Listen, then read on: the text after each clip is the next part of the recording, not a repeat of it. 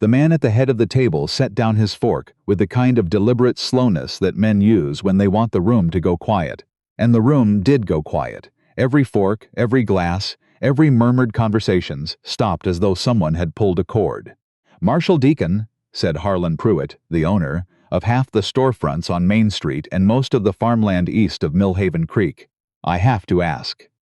And I think everyone here is wondering the same thing. What exactly is the nature of your relationship with the Oakes woman?" He didn't look at Neva when he said it. He looked at Edmund Deacon, the town's marshal, who was sitting at the far end of the table with one hand resting flat on the white linen cloth. But everyone else looked at Neva. She could feel it. All those eyes turning like compass needles, settling on her face, her dress, her hands folded in her lap. She was 24 years old, and she was the daughter of a man who had died owing money to almost everyone in that room. She held very still. Edmund Deacon did not hold still. He picked up his glass, took one slow sip of water, and set it back down with the same deliberate care that Pruitt had used with his fork. Then he looked at the man directly. "My relationship with Miss Oakes," Edmund said, "is that she's the most capable person I've met in 10 years of working this territory. And if you're implying anything beyond that, Harlan, I'd suggest you finish chewing your food before you say it." The room stayed quiet for a different reason after that. Neva Oakes had grown up in Millhaven, the way most things grew up in that part of Alberta. Slowly, with difficulty, and with a fair amount of wind working against her.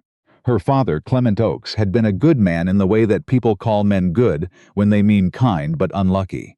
He'd run a small feed and dry goods operation on the south end of town, kept his books in pencil because he was always expecting to need to erase something, and died of a chest infection 3 winters ago, leaving behind a daughter, a dog named Biscuit, a building with a leaking roof, and debts that Neva had spent the better part of 2 years quietly paying down. She hadn't asked for help. That wasn't something the Oakes family did.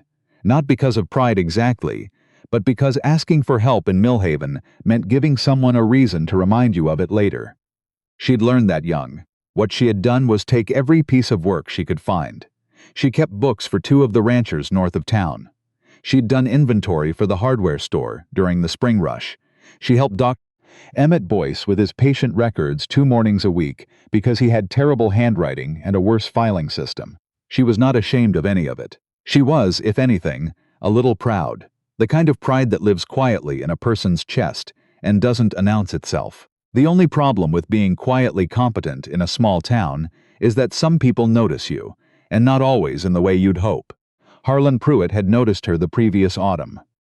He'd come into Boyce's office one morning while Neva was reorganizing the files, and he'd stood in the doorway for a moment watching her work. She'd felt his presence before she saw him. There was something about the man that pressed on a room the way a change in weather does. "You're the Oakes girl," he'd said. "Neva Oakes," she'd replied without stopping what she was doing. He'd asked if she wanted work. "Real work," he'd said, as though everything she'd been doing until that moment was decorative. He needed someone to manage correspondence for his buildings, organize his contracts, keep certain records in order. He named a figure that was more than she'd made in the previous 3 months combined. She'd told him she'd think about it. She'd meant no, but she'd wanted to be careful about how she said it. She said no the following week, politely, by letter. She gave no reason. She didn't feel she owed him one. 2 weeks after that, her landlord told her the building, the one she'd been renting to operate her own small bookkeeping service, had been sold. To Harlan Pruitt. He raised her rent by 40%. It was Edmund Deacon who'd come to collect the complaint about the rent increase. Not because it was strictly Marshal's business, but because Millhaven was small enough that the Marshal's business tended to be everyone's business, and also because Boyce had said something to him about it. Neva hadn't wanted to file a complaint. She'd been sitting at her desk when Deacon knocked, and she'd looked at this man she barely knew, tall, quiet, with the kind of face that had done a lot of weather in it. And she'd said, "There's nothing to file. It's legal. Legal and right aren't always the same thing," he'd said. "I'm aware of that, Marshal." He'd stood in her doorway for a moment, the way people do when they're deciding whether to say the next thing. Then he'd said, "He did this to the Morrison family 2 years ago. They had a mill. I know what happened to the Morrisons. Then you know how it ended. The Morrisons had sold, given Pruitt the mill for a price that was technically a sale and practically a theft, and left Millhaven entirely. Their youngest daughter had gone to stay with family in Lethbridge. The parents had gone somewhere west. No one talked about them much anymore, which was the most unsettling part. "I'm not selling," Neva said. Edmund Deacon had nodded. He'd looked at her for a moment with an expression she couldn't quite categorize. Not pity, not exactly. And then he'd said, "All right, let me know if anything changes." He'd come back the next week, and the week after that. Not with complaints to file or forms to sign, but with questions. Had anything else changed with the building? Had Pruitt or anyone connected to him made contact? Had she noticed anything unusual with her other clients? She'd started to understand, gradually, that he was watching out for her. She didn't know what to do with that. She'd spent 2 years watching out for herself, and she'd gotten used to the particular loneliness of it. The dinner at Pruitt's house was the kind of event that wasn't really optional in Millhaven. He held one every few months, sat the town's notable people around his table, fed them well, reminded them without saying so directly that he was the reason the town functioned the way it did. The invitations arrived and people went. Edmund had been invited. He'd told Neva about it at her desk one afternoon. "He invited you as well," Edmund said. She'd looked up. "Why?" "I expect he wants to make a point of some kind." She'd thought about that. She'd known what it meant. Pruitt wanted to put her in a room full of people who were grateful to him, let her feel the weight of that gratitude, and remind her in the most socially elegant way possible that she was standing alone on the wrong side of a very large imbalance. It was the kind of thing that didn't require threats. The dinner table itself would do the work. "And you think I should go," she said. "I think," Edmund said, carefully, "that it might be useful for you to be seen in a room where Pruitt expects you to be uncomfortable." She'd understood him. The point wasn't to attend for Pruitt's benefit. The point was to refuse to perform the discomfort he was expecting. She'd said yes. She'd also pressed her good dress and polished her shoes and told herself very firmly on the drive over that she was not nervous. She had been somewhat nervous. And then Pruitt had asked his question, "What exactly is the nature of your relationship with the Oakes woman?" in the tone of a man performing concern while actually drawing a circle around her in front of everyone. And Edmund Deacon had answered him. And the room had gone very, very quiet. On the drive home, Neva sat beside Edmund in the wagon and looked at the road ahead and tried to decide what she was feeling. "You didn't have to do that," she said finally. "I know. It'll make things more complicated for you. Probably." She looked at him. He had his eyes on the horses, on the dark road, on the particular way the spring night settled over the prairie that she'd grown up looking at, and never quite stopped finding beautiful. "Why?" she asked. He was quiet for a moment. Then, "Because you were sitting at that table with your hands in your lap and your back straight, and I've watched you work for 6 months, and I know what that cost you, and I didn't think the rest of that room deserved to see it." She didn't say anything to that. She wasn't sure there was anything to say. They drove the rest of the way in a silence that felt, for the first time in a very long while, like company rather than loneliness. Things moved faster after the dinner. They always do, when a man like Pruitt decides that patience isn't working. He sent a man to her office, not Pruitt himself, but a man named Fenwick, who did certain legal and not quite legal work for him, to inform her that her lease was being terminated. Not immediately, Fenwick was careful to say. 60 days. 60 days to find a new space, in a town where Harlan Pruitt owned most of the commercial buildings. She thanked Fenwick politely and showed him out, and then sat very still for approximately 5 minutes before she stood up, straightened her papers, and went to find Edmund Deacon. She found him at the Marshal's office, which was a small building that smelled of coffee and old wood, and something that might have been tobacco from several previous occupants. He looked up when she came in. "He's moving," she said. "I know. Fenwick told 2 other people before he told you. Word travels." She sat down in the chair across from his desk. "He owns 14 commercial properties in Millhaven. He owns interests in 3 others. The bank holds mortgages on the remaining ones, and Pruitt is the largest individual account at the bank." She'd done the arithmetic on the walk over. "There is nowhere in this town I can go that he can't follow." Edmund was quiet for a moment. Then he said, "Then maybe the question isn't where you go. Maybe the question is what he's afraid of." She looked at him. "A man like Pruitt doesn't operate this way over a bookkeeper who won't take his job," Edmund said. "He has plenty of people who will take his jobs. He doesn't need you. Then what does he want?" I think he wants the records. She sat with that. Your father's business, Edmund said. He owed Pruitt money when he died. You've been paying it down. But those debt records, the originals, do you know where they are? Neva had thought about that. She'd gone through her father's papers after he died and found the ledgers and the correspondence, and she'd put them in order because that's what she did with things. And she'd tucked them into a tin box that now lived in the bottom of a trunk in her rented room above the office. What would be in them? She asked. Not because she didn't know, but because she wanted to hear Edmund say it. Proof of what interest rate Pruitt charged your father, he said. Among other people. If he was charging rates above what he'd told the Territorial Land Office, and if he'd done what I think he's done to your father, he'd have done it to a dozen others. Then the records your father kept would be evidence. She thought about the way her father had kept his books in pencil, always expecting to need to erase something. But not the correspondence. Letters came in ink and stayed in ink.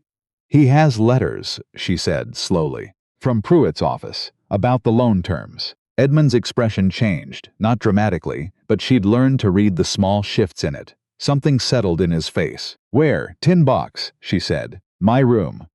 Bottom of a trunk. She would think later about the 3 days that followed and how they had the quality of a storm.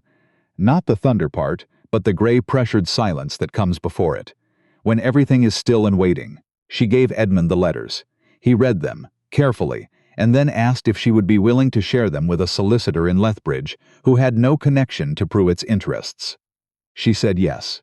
Edmund sent a telegraph. Pruitt, in the meantime, apparently heard something, through whatever network of obligations and debts kept him informed of things in Millhaven. The following day, Neva arrived at her office to find the front window broken. A rock on the floor inside. Nothing taken, nothing else disturbed. Just the window. She swept the glass, covered the window with boards she got from the hardware store, and sent a note to Edmund. He came within the hour. He looked at the window and then at her and asked if she was all right. I'm fine, she said. Neva. I'm fine, she said again, and then because he was looking at her with that expression, the one that didn't ask her to perform, not scared, but simply looked at the actual situation, she said, I'm frightened, and I'm angry. Mostly I'm angry. Good, he said. Hold on to the angry. She had already decided to. The solicitor arrived from Lethbridge 6 days later. His name was Theodore Hatch, and he was a short man with excellent posture and the careful, measured quality of someone who had spent decades building a reputation for exactness and wasn't going to risk any of it. He met with Neva first, then Edmund, then went and requested access to the Territorial Land Office records, citing a complaint under the Usury Limitations Act. The Land Office clerk, a nervous man named Pemberton, who had worked under Pruitt's informal influence for 11 years, initially refused. Hatch produced a court order from a judge in Lethbridge. Pemberton stepped aside. What they found in those records took Neva the better part of an evening to work through with Hatch. But she was good at this, at finding the pattern in numbers, at seeing where columns didn't match, at identifying the small deliberate inconsistencies that looked like clerical errors until you laid them beside the actual correspondence. Pruitt had been filing loan agreements with the Land Office that showed interest rates within the legal limit.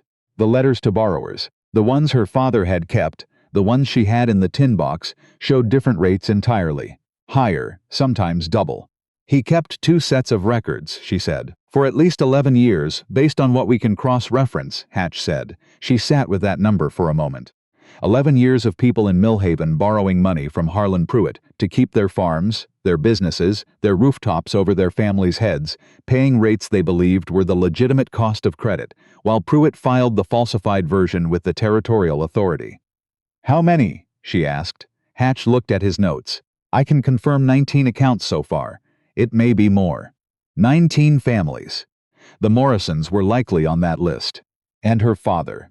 She thought about her father, keeping his books in pencil, always expecting to need to erase something, as if the difficulty of his finances was something he'd failed at, rather than something that had been arranged against him. She was very angry. She held on to it. The hearing was scheduled 6 weeks later, before a territorial magistrate who had come up from Calgary specifically for the case. Pruitt, by that point, had retained 2 solicitors of his own, and had made several attempts through intermediaries to reach Neva, with offers she declined without opening. She didn't tell people much about what was coming. She wasn't sure she trusted anyone in Millhaven, not to say something that would get back to Pruitt, and she'd learned over the past months how to be patient with information in a way her father never had. But the night before the hearing, Edmund came to the office. She was still at her desk, organizing the documents she and Hatch had prepared, the letters, the land office records, the comparative analysis she'd spent 2 weeks building in careful columns on pages she'd not written in pencil. Edmund sat down across from her and put a paper bag on the desk. "Pie," he said. "From the bakery. It's apple." She looked at the bag and then at him. "You brought me pie." "You've been here since 6 this morning," he said. "I thought you might have forgotten to eat." She had, in fact, forgotten to eat. She opened the bag, and they split the pie on her desk between the document folders, and Edmund didn't say much, just sat with her in the way that she'd come to understand was one of the specific things she valued about him, that he knew the difference between fixing and being present, and he chose being present. "Are you ready?" he asked, eventually. "I've been ready for 2 years," she said. He looked at her. There was something in that look that wasn't quite yet a question, but was building toward one. "Edmund," she said. "Yes, after tomorrow," she said. "When this is done, I want to talk to you about something that isn't Harlan Pruitt." He was quiet for a moment. Then the corner of his mouth shifted in a way she'd learned to read as something between relief and warmth. "I've been hoping you'd say that," he said. The hearing lasted 2 days. Hatch was precise and devastating. He laid out the discrepancy between the filed records and the correspondence with a patience and clarity that left Pruitt's solicitors visibly struggling. Neva was called to testify about her father's papers in the tin box and the careful record her father had kept. All those years of pencil in the ledgers and ink in the letters, the ink that couldn't be erased. Pruitt testified as well. He was smooth. He had the particular quality of men who have been believed for a very long time and have stopped questioning whether they should be. He offered explanations: administrative error, miscommunication, a bookkeeping system that had regrettably not been well supervised. The magistrate listened to all of it. On the 3rd morning the ruling came. Pruitt was found liable under the Usury Limitations Act on 19 documented counts. His properties were placed in receivership, pending assessment of damages owed to affected parties. The land office was referred to the territorial authority for a broader audit. His solicitors could appeal, but the documentation was thorough, and the magistrate was not a man given to reconsidering thorough documentation. Neva was sitting in the back of the room when the ruling was read. Edmund was beside her. She kept her hands in her lap and her back straight, and she did not cry, though she felt the particular pressure behind her eyes that she associated with things costing more than they looked like they should cost. She pressed her palms flat on her knees and breathed through it. When it was done, when people were rising and moving, and the sound of the room changed, Edmund put his hand over hers on her knee and didn't say anything. She turned her hand over and held his. She thought about her father. She thought about his pencil and his ledgers and his letters in their ink. She thought about the 19 other families, the Morrisons somewhere west, the others she'd find out about in the coming weeks as Hatch worked through the receivership. She thought about how long 11 years is when you're measuring it in rent increases, and mill sales, and buildings lost, and families scattered. She thought, you can't give back the time. You can only close the account correctly. Millhaven after the hearing was an odd kind of place, quieter in some ways, louder in others. Pruitt's properties changed hands over the following months. The bank, under new management, renegotiated the mortgages it held. 3 families who had sold businesses to Pruitt at forced prices received settlements. The Morrisons, through Hatch, received compensation for the mill, though they didn't come back. Some things can't be undone in a direction. Neva's office window was repaired with actual glass. She kept the boards in a corner for a while, and then eventually got rid of them. Her landlord, the new one, a practical woman named Portia Chalmers, who had bought the building at a receivership sale, told her she could stay at the existing rate as long as she wanted. She stayed. Edmund asked her to have dinner with him, not at anyone else's table, just the 2 of them at the hotel restaurant on a Thursday in October. She wore the good dress again. He wore a jacket that looked like he'd pressed it himself, carefully, possibly the night before. She didn't say anything about the jacket. She thought about it fondly for the rest of the evening. They talked about things that weren't Harlan Pruitt. They talked about the parts of the prairie that each of them liked best in different seasons. He told her about the place in Manitoba where he'd worked before Millhaven, a small detachment north of Winnipeg, an ice road community, winters that were something else.